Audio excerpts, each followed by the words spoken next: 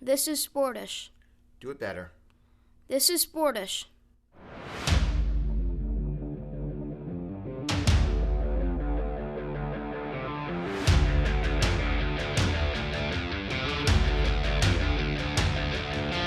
This is Sportish.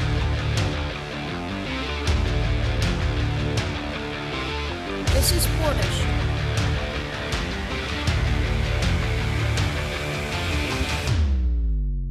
This is Sportish.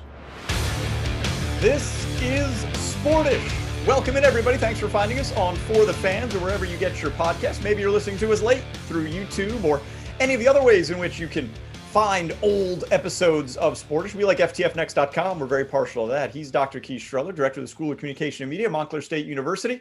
My name is Geoff Brault, and this is a big week for Keith for two reasons.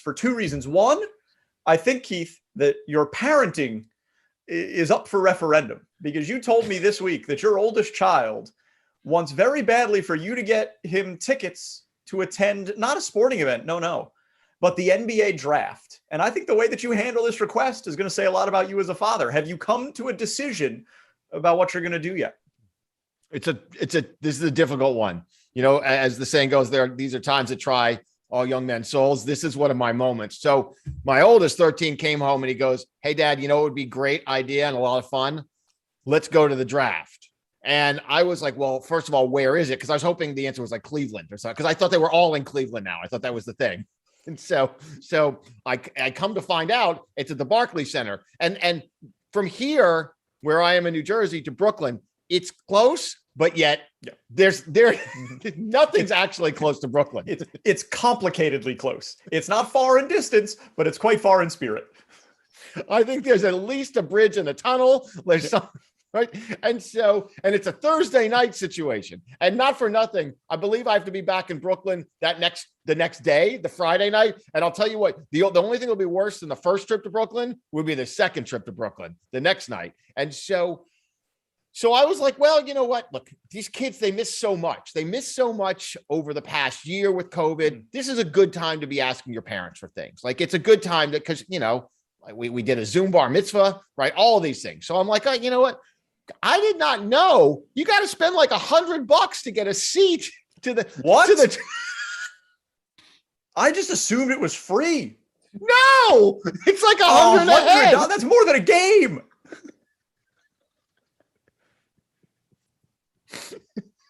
$100 American dollars?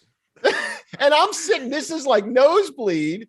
And I can't even see how many buttons the guy has on his suit when he walks out there. Like, that's what we're dealing with. So right now, here's the worst part, and this is going to disappoint you. I'm inclined to say yes. Oh, no. Oh, my God. What guilt are you making up? Did you forget a birthday? How mad am I going to be when it's like, because these things run, they just go late. When I'm like thinking about the drive back to Allendale, New Jersey, and I'm thinking about the GW, and I'm hearing it like, with the 22nd pick of the second round, it's going to be some guy from Serbia that's never going to play in the NBA in the first place. I mean, did you ask Sloan what the appeal of going to the draft is? Like, why does he even want to go? Well, so part of it is, you know, he's a huge Rockets fan, and the Rockets have a premier pick.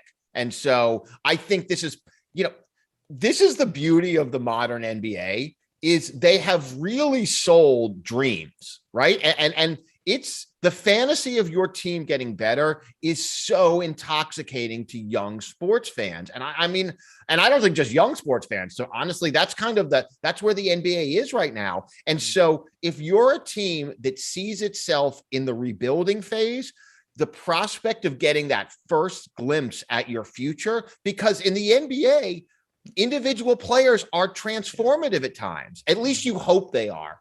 And so, I mean, look at the Milwaukee Bucks, right? I mean, so that I think is the appeal. In some ways, it's more exciting for particularly like, I think we're old enough that we've kind of lost the excitement of watching the HR process play, but I think they should be signing like W-9s. They should be, or I-9s. They should be doing forms. I mean, that's what just from an like, I understand being interested in the draft. Okay, I get that. But wanting to see it live, what's the benefit? Like, to me, a draft is made for television.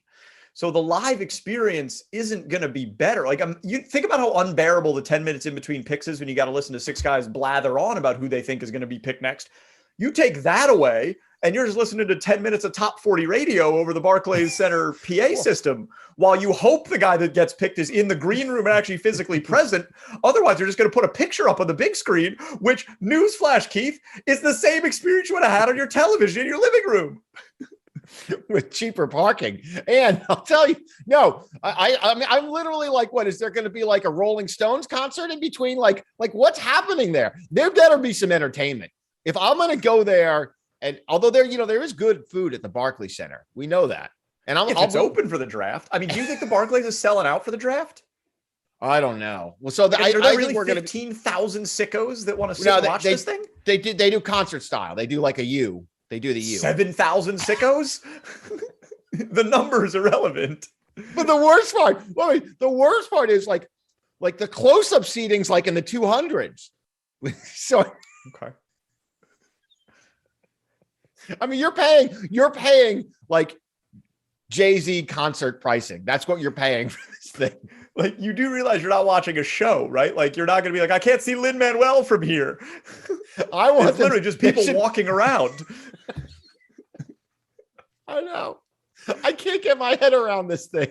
Like, I'm having a hard time because I'm having part of the advantage of living where I live, right? And this part of is like, oh, you're close to New York. You can do all these things. But sometimes you realize you don't want to do like the kid in Iowa can't go to the draft, right? So his dad doesn't have to worry about it.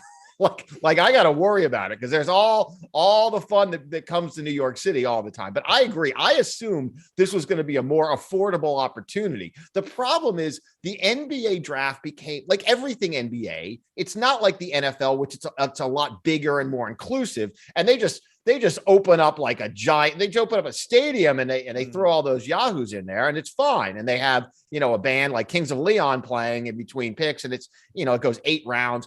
The NBA has always been kind of the elite and the expensive. And so, you put that in Brooklyn where all the hipsters are and there's money. This is what you get. I'll tell you what, they put this draft in Milwaukee. They'd have to pay people to come to it. I don't know how true that is. Did you know how many people were outside the arena? There were 65,000 people outside the arena when the Bucks won. I mean, that is an unbelievable turnout. Like, there are some countries from the Euro soccer terms that are like, how come nobody supports us? 50 years is a long time to wait. I had a friend whose kid was out there and he said it was quite a scene. You've never been in an NBA town after they win a championship. It's something. It's correct. I'm a Philadelphia 76ers fan. I have not been in an NBA town after they've won a championship. No, I haven't. It feels good. I mean, after the Rockets won, it feels good. So stay tuned to find out the resolution of whether or not Keith is going to the NBA draft with his son. And while we wait for that resolution, Keith, it's going to be a tense 2 weeks in your world because you on this program a couple of months ago made a very bold prediction. And that bold prediction was, I guarantee that the Tokyo Olympics will happen. Well, Keith, we're on the precipice. The opening ceremonies are tomorrow. Some competition has already started.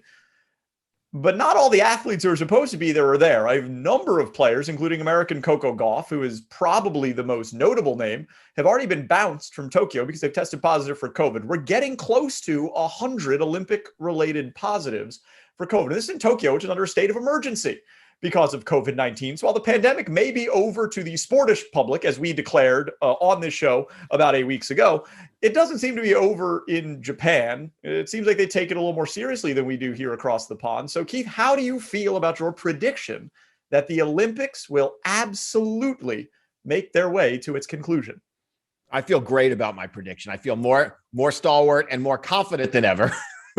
Confidence never been on short supply in the Strudler household. So I feel very good about my prediction. I will also say, I think a bad COVID day in Tokyo is kind of the best COVID day in America. Yes. I love how they're like, we are in dire straits. We had 1,000 positives and we're over here like, well, Mississippi had 14,000 yesterday. So it does seem like we're living in very different worlds. And so I'm like, just let the games begin, open up shop. Like, why aren't fans coming? So I'm very confident. There's a few reasons for that. First off, never underestimate the power of global commerce. Like there is like, they shut this down. And the heads of NBC will be over there looking for blood. Like this, they have put the future of American television, of the network of Seinfeld and Frasier and Friends. They have put that on the line because, as I'm sure a lot of you know, because they're trying to make you pay more for it. Peacock is the future, apparently, of NBC Universal. Problem is, people aren't paying for Peacock right now because they've decided that the reruns of syndicated NBC television, not so important. And they're already paying for Netflix and whatever else they've got. And so they are expecting, and they predicted a 30% increase in Peacock subscribers because of the Olympics. That goes away. And not only is NBC taking a bloodbath on everything else and guarantees and so forth and promoting, This Is Us on NBC? Promoting. That's a good one.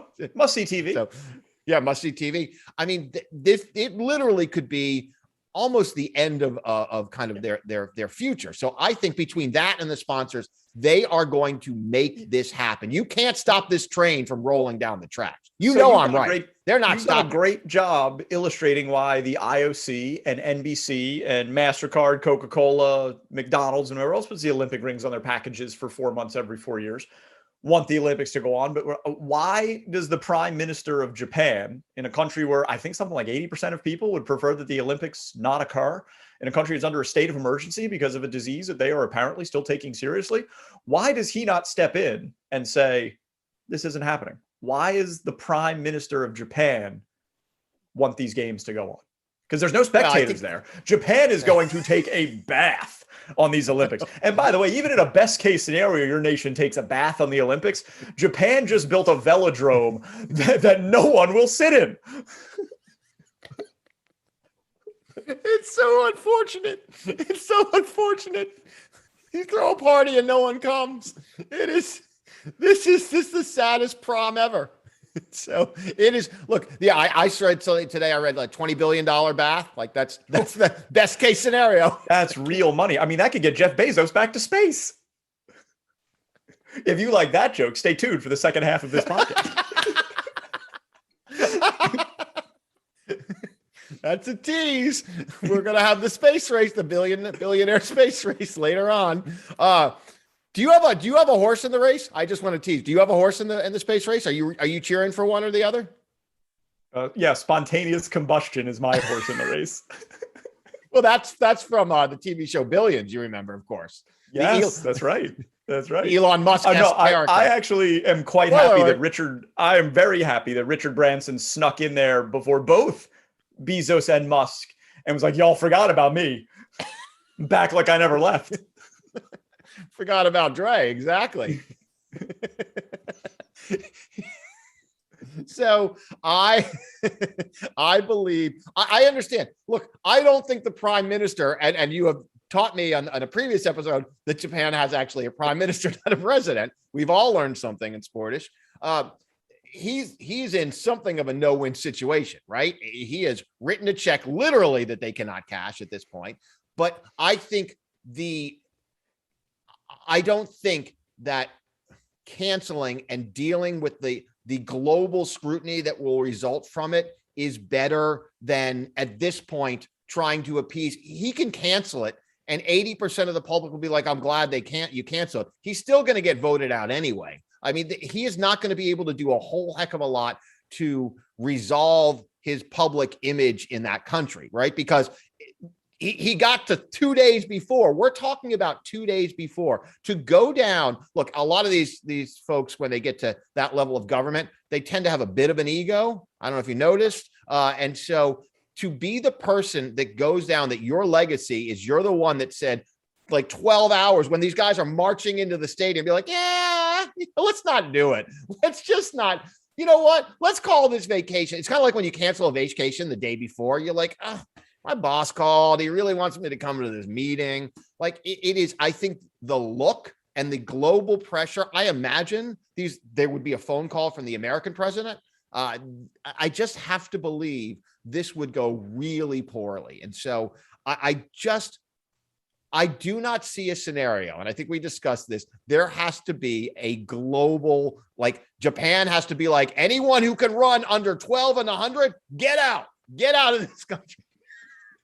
So you actually can't see a worst case scenario that would cancel the Olympics? Because I do agree with you that I think that they will go on, and I think they will come to its conclusion because, well, let's be honest, during this pandemic, most sports that started finished, almost all of them really.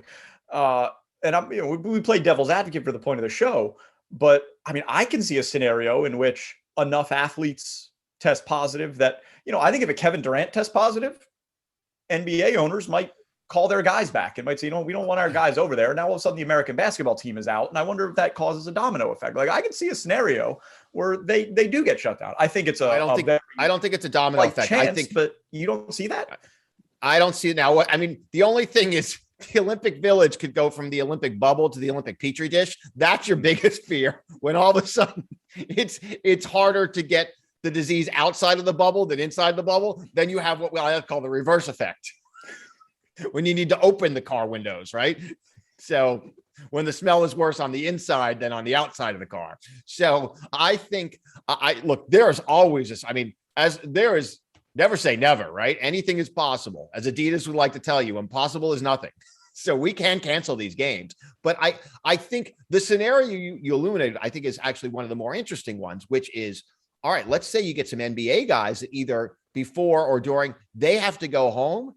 That will be clearly a challenge for the American populace. But I actually see these other, Nigeria is like, oh yeah, it's gold time. I think, you remember 1984, we cleaned house. It's a lot easier to do that when Germany and Russia aren't getting the medals. So I don't see the Olympics has gone through everything other than basically World War II. We found a way through it, and they wanted to do that one as well. And so I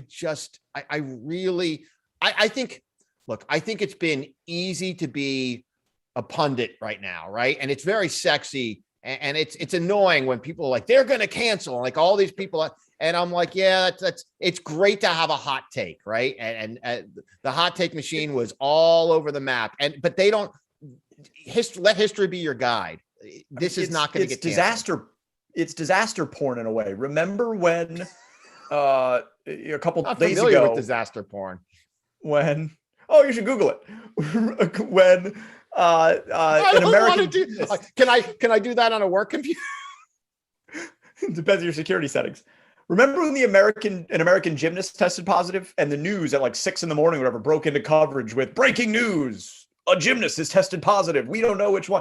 They were almost salivating at the idea that it was Simone Biles. They were almost rooting for Simone Biles to have COVID-19. And then it comes out that it's an alternate. And that story went away so fast. I couldn't even tell you the name of the alternate that got sick because that story stopped being covered as soon as it was apparent that it wasn't one of the main American gymnasts, who are, of course, the stars of the Olympics every year. So I absolutely believe that there is an element of the media wanting there to be some sort of COVID outbreak so that they can either point to this as a disaster or just, have some sort of chaos to cover, which seems to be what they thrive on.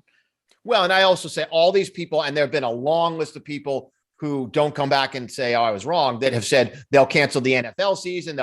This has just been an ongoing thing. And people just need to realize this is not whether they should have the games or shouldn't have. That's a different conversation, just like whether they should have had the NFL season, whether they should have full arenas and stadiums at this point. Those are different conversations. But the conversation about whether they will, people, I think, are misguided in their logic in how they often get there, because it takes a force of nature for which, it takes it takes hurricanes and it takes earthquakes and it takes things like, the pandemic did shut down sports, but it got back really quickly. Really quickly.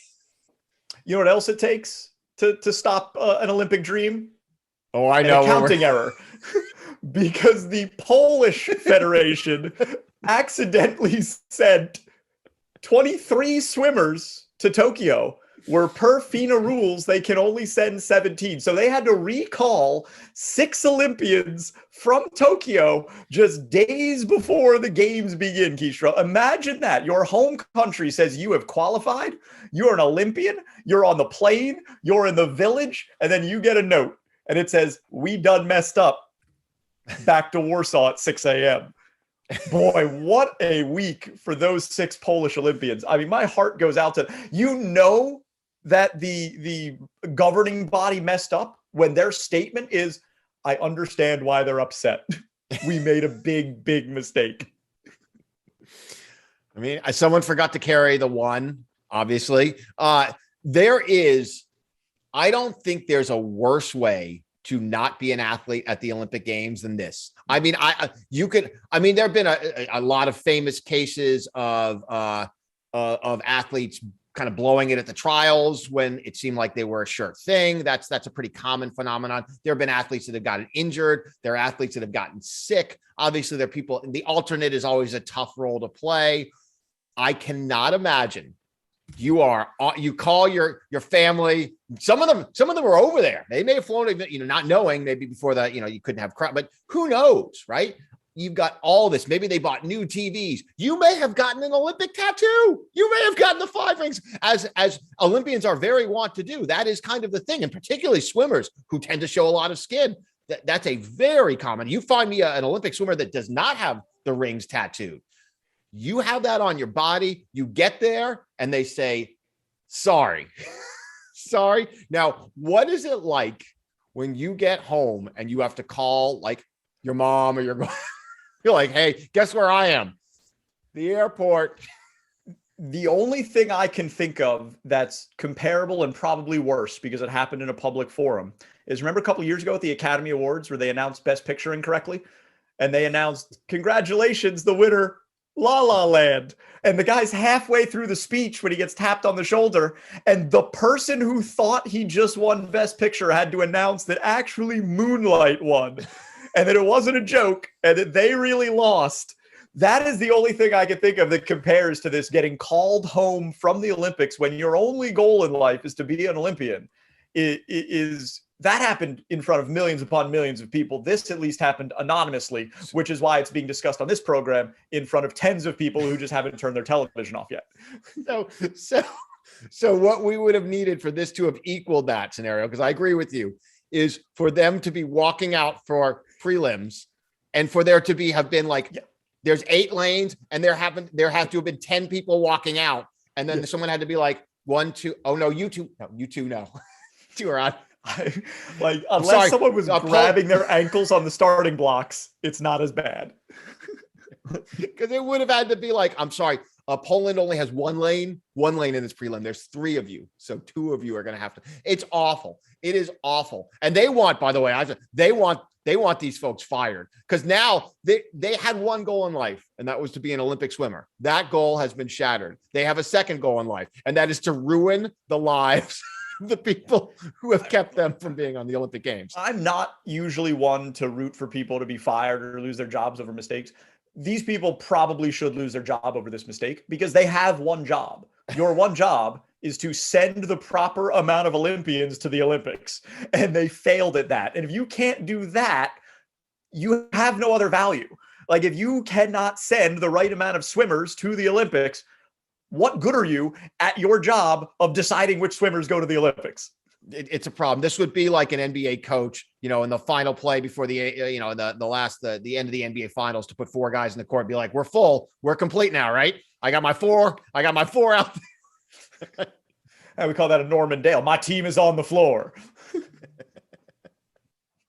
It's awful. I feel for them. God, that's bad. It's so bad. Now, how did they decide? And this is a real question. So when they were over there and they were like, oh man, we got 23 and I only got 17 beds. Like, what was the process? Because that was obviously it was a tragedy. We've all watched Too Hot to Handle. We've seen people removed from the program. It also seems as though there was a Polish reality TV opportunity that could have been played out here. What amount of money would it have taken if you're over there and this is like when they oversold a flight And they're like, look, unfortunately, too many people. What amount of money you're sitting there and you're going to the Olympics? This is your dream. What amount of money does it take for you to be like, I'll take one of those 6 spots? I mean, quite honestly, like athletes are some of the more unrealistic people I've ever met, which I think they should be in terms of their, ability to win, where I guarantee that every one of these Polish swimmers thought that they had a legitimate shot at gold if things broke their way.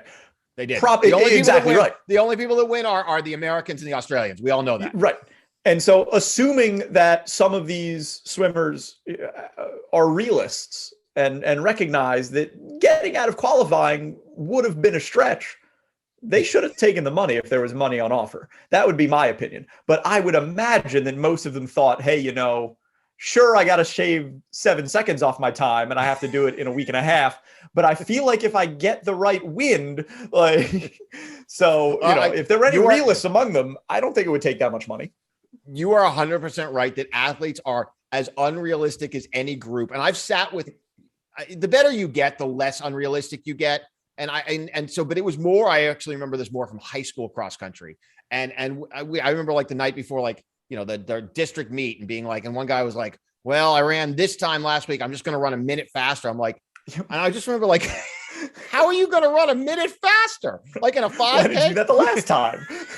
How the hell? He's like, no, I'm just going to give it my all. I'm like, yeah, I don't care. Like, you can't run a minute faster. Like you know what you're going to run? The same time you ran last week. Like that's exactly what people really do not understand. Like your performance is I'm sure the guys go to the combine and they're like, I'm just going to bust out a 40.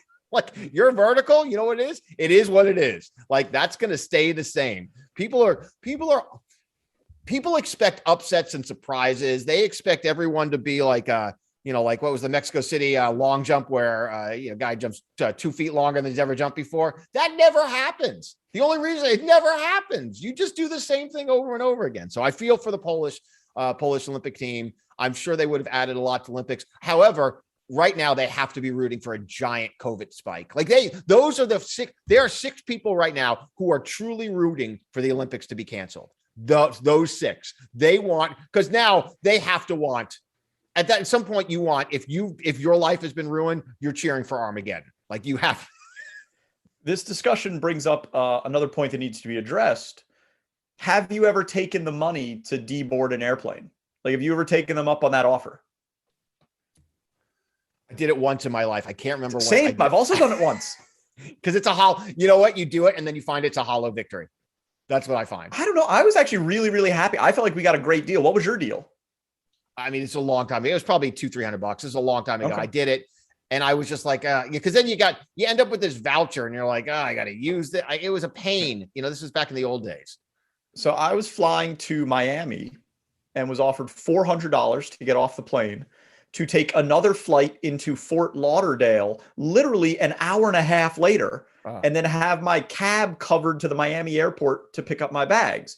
And I said, yeah, done. And that $400 then paid for a free trip to Chicago.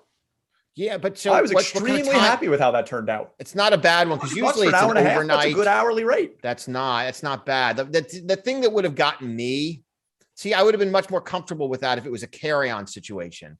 Like the thing that would have gotten me is that last part where I have to go back. Like that part's a little. It was a little risky, but the Fort Lauderdale and Miami airport are not that far apart. It's like a 40-minute drive or something like that. No, they could have said West Palm Beach. They could have said West Palm.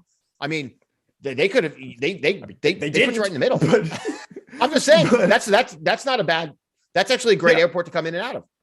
Yeah, it wasn't bad, and it all worked out. That was what I was nervous about. Am I going to be able to get my bags? But it all worked out. Everything worked out great. So I had a very positive experience the one time I took the voucher. Was there ever an opportunity where you were offered the voucher, didn't take it, and regretted it?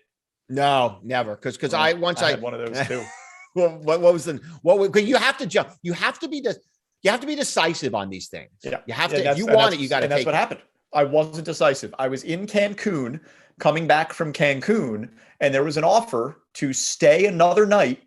They rebooked on the 9 a.m. flight the next day. Crazy? They would cover 3 meals and the room at the resort for another night in Cancun. And I didn't take it because it was a Sunday and I had work the next day. And I thought, I've been gone for so long. I need to get back. And almost immediately after I didn't take it, I was like, I should have taken that.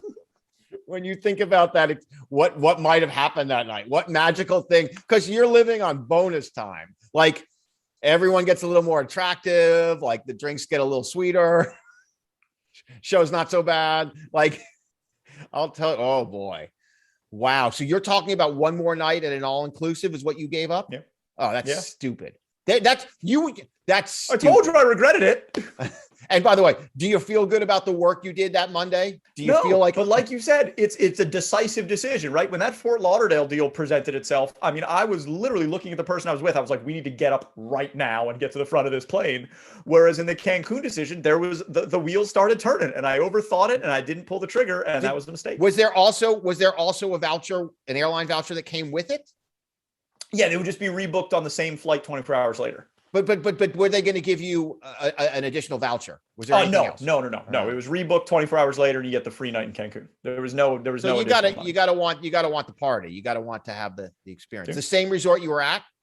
I don't know. I didn't get that deep into the process. I mean, it was a Sunday night too, so it's not, and it was at the end of a long trip, so it's not like I was like, oh, I can't wait to do some more party. Like my body was ready to depart that situation. Well, especially if they're especially if you were like you'd been spending like the last week at like the Albira Star, and they're like, "Yep, well, welcome to the Holiday Inn Sun Spree." And like it's gotta be a good resort. It's too many questions. I don't blame you for not doing that. You know, while we're on the topic of questionable decisions, Space Jam 2 was released this week. Reviews, Keith Strudler, not good. However, it is the #1 movie in America, made over $30 million in its opening weekend. So LeBron James, laughing stock or last laugh? Oh, well, he's going to get the last laugh because he makes the money. I told Andra, we don't share a lot in common in movies. Like it's just not. There's two circles and they're that little crossover, the union. It's very small, and it's basically a Venn diagram. Yeah, that little crossover. I believe it's like Tom Hanks films. Like that's it. He does bring everyone together. So remember when he got COVID and everyone was like, "This thing is real." That was he was the guy that made people realize. He's like, "Well, if it can infect Tom Hanks, it can infect everyone." So I said, Andra, I was like, "Oh, Space Jam is out. It got really bad reviews." And she looked at me. She's like, "Did you think anyone thought it was going to get good?" Right. Did anyone think like this is a serious film? Like this is going to be good? Because I like two things. And it will surprise you. One, I've never fully watched Space Jam, the original. Okay. That may surprise you. Secondly, that doesn't fully surprise me. You were how old when the first one came out? I think you're a little outside the demographic. Yeah, too old, but still everyone just kind of caught it at some point. Secondly, what I've seen, I thought was absolutely horrendous. Yeah, it was. And so we've had debates about Michael Jordan versus LeBron James before, but on something much more realistic. Who would win in a tennis match? Something that might actually happen. Not a battle of the box office. So there is, look, I understand movies are art and art is subjective. There is one thing that all great movies have in common, and that is the lead star must be an actor. There is no great movie where the title character, the lead star, is not an actor. There just isn't. There isn't. Not a single one exists. I'm going to say that if I were to be asked this question in a casting capacity, I think Michael Jordan's a far superior actor to LeBron James. From what I've seen in commercial campaigns, skits, I think Michael Jordan is a serviceable actor. I mean, I will say, Ryan Gosling, but he is. I will say that James Lipton is rolling over in his grave watching either performance. By the way, neither of these even crack what I perceive to be the best movies featuring NBA athletes. And Shaq my Fu? number one. Is it Shaq Fu? You told me your number one, so you might go ahead and say it. What do you think? My number one is Airplane with Kareem Abdul-Jabbar, obviously. He has a bit part though. He doesn't have you can't really count that one. Why not? He's an NBA player in a movie. No, how about the best movie where an NBA player took a lead role? I have one. Blue Chips. You're going with Shaq again? Yeah.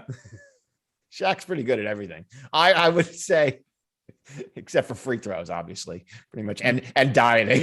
You gonna hit me with he got game? You're gonna tell me it's he got game? No, then you can't do he got game because that's not fair. Ray Allen's a legit actor. I swear to God, if you say Uncle Drew, we are gonna have problems. No, I'm going back in time for this one. Fast Break featuring Bernard King. I've never, not only have I never seen it, I'm not certain I've necessarily heard of it. Like, it sounds familiar. It sounds like something that I know conceptually exists. I can tell you nothing about it. I'll give you all you need to know. Also, Bernard King could punch me in the face and I'd have no idea who he was. Here's all you need to know how great this movie is. It's a movie where somehow Gabe Kaplan is getting this basketball team together. Gabe Kaplan from Welcome Back, Kotter. So Gabe Kaplan is your lead guy. He's the coach of the team. There's a person, Bernard King's on the team. There's also a person on the team who they find out, always a plot twist, find out later is actually a woman. They played with this person for all the time, and then she reveals she just wanted to play basketball, so she had been hiding her gender identity. A classic Juana man. I was going to say it's Yentl. It's the basketball version of Yentl. So featuring, of course, the great Barbra Streisand. That two things. The other thing is the best scene in that movie is, of course, as they're all driving. This team's driving to some tournament in a van, and they have marijuana in the van. And of course, they're about to get pulled over by the cops. And what do they decide to do to get rid of all the marijuana? They eat it. And so, that's what we're talking about. That's the level of film. Can I get you some food as well, by the way, as long as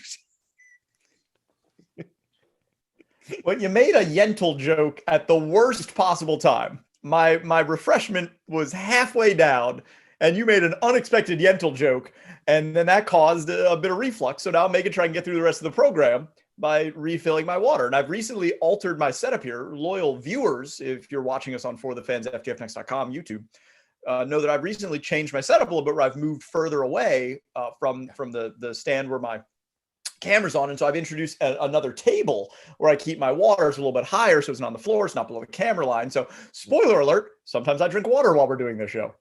So to put a bow on this one, the good news is while Sloan has asked to go to the NBA draft at the cost of $100 a head, he has not asked me to watch Space Jam. So I'm hoping I haven't broached this topic with Elliot yet. I'm guessing it'll play at some point.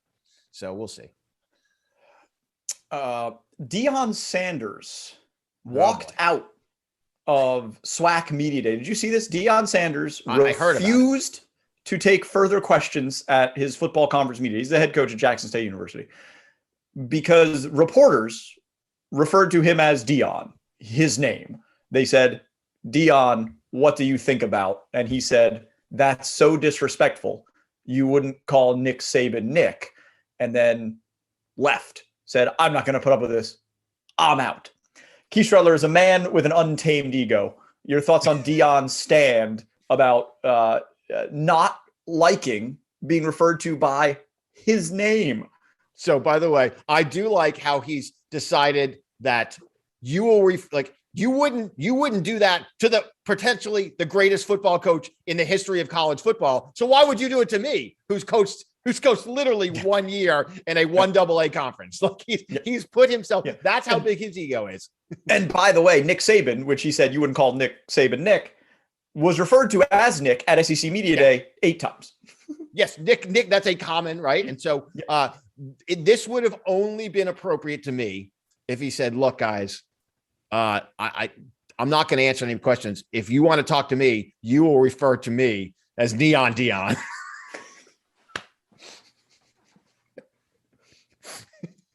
By my proper name, Neon Deion. I mean,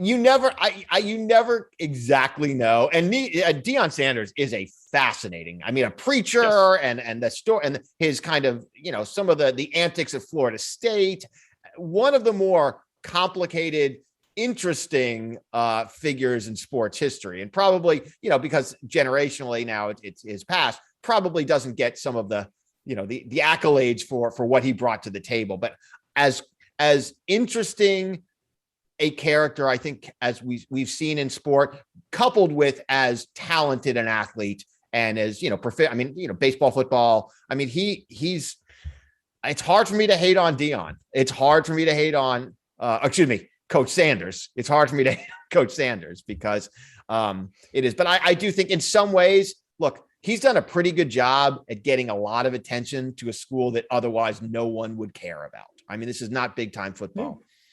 You never know. Could it be just another way to get a little bit of all eyes on me and all eyes on my program?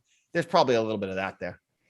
Speaking of mercurial characters, Jeff Bezos went to space this week as his Blue Origin flight left the atmosphere and orbited Earth for about 11 minutes, making him the second billionaire in the last month to literally leave the planet. Keith, you're much closer to being a billionaire than I am. How do you feel about the fact that Jeff Bezos and Richard Branson before him and Elon Musk, surely in a couple months' time, are quite literally vacating Earth? Well, they came back. Obviously, it's not so great out there. They came right back. I'll tell you. I mean, so there was the one guy who was on a Bezos's thing that couldn't make it because of a schedule issue. So he's like, I'll go on the next one. I'll go on the next one. I don't think scheduling conflict do you have that you will pass up going to space for?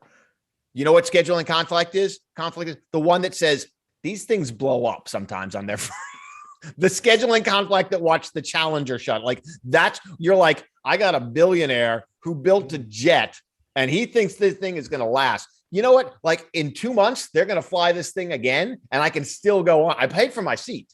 I already paid for my seat.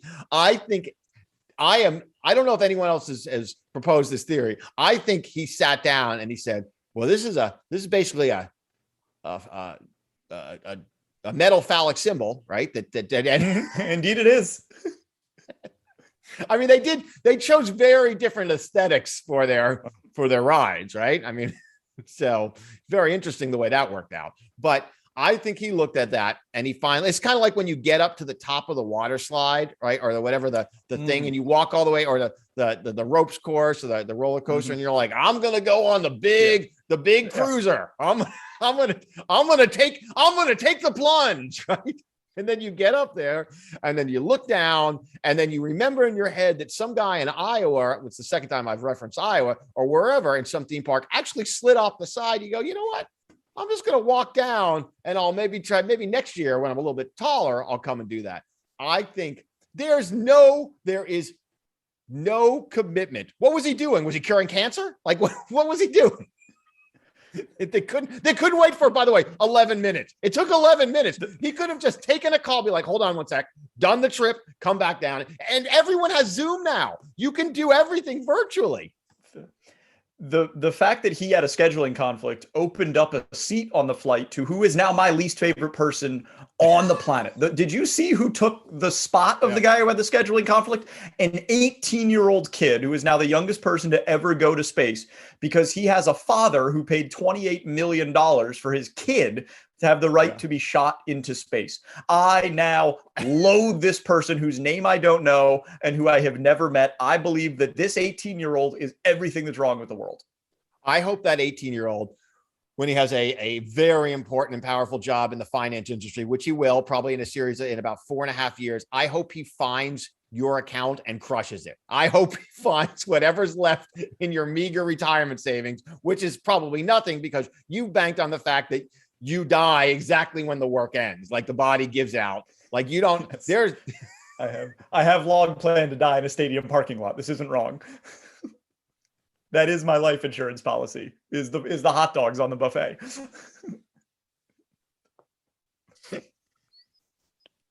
Do you eat hot dogs in stadiums? I mean, I have. I wouldn't say that I make it a point. That's a huge risk. It's like adding risk to risk. We've evolved as a food culture to where now some of the best food that you can get at a larger scale event is at stadiums. You know, it's no longer just hot dogs and popcorn. I understand when they pull those wieners out of a dirty water cart. And who knows? I guarantee you, those are the same hot dogs that were at the last game, and they just cool down. They heat them up. They cool them down.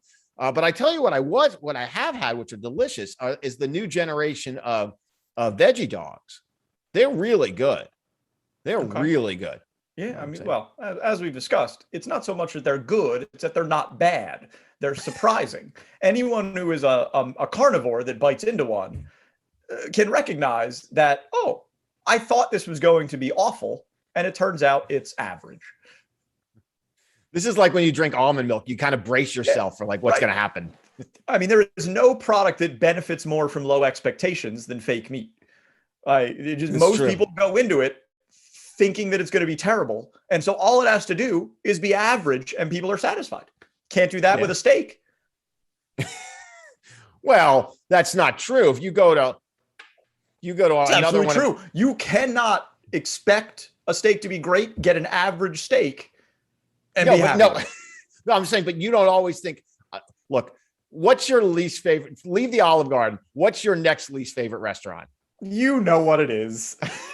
No, tell me. Tell me what it is.